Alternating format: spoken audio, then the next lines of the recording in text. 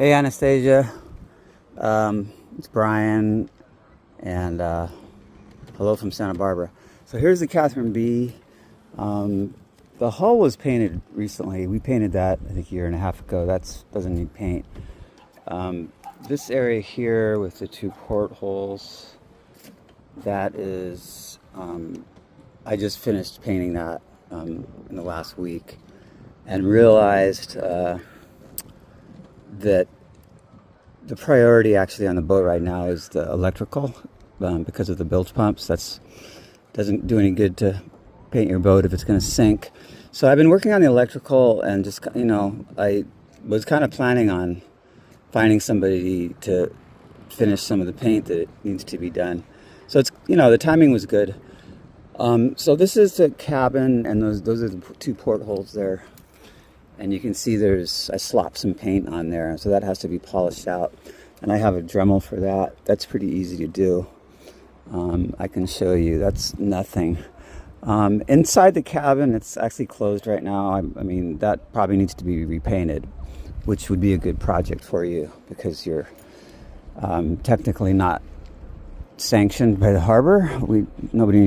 Everybody bends that rule. It's not a secret, but you don't want to be in people's faces about it.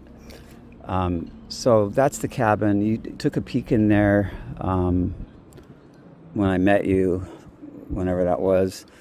And then there's the deck, and that's what I was talking about, the non-skid. And you can see there's a lot. It really only needs a coat, and that's actually pretty easy too. I don't think that'll take a lot of prep. Now this area here, this is what we call the pilot house or the wheelhouse, and that's about where I stopped. And that is more work because of all the edges and corners, and there's some blistering that needs to be dug out, sanded out, smooth, and that's very time consuming. And this is obviously the roof of the boat, and if you can see it, there's cracks, and those aren't really good. I don't think those need to be epoxy filled.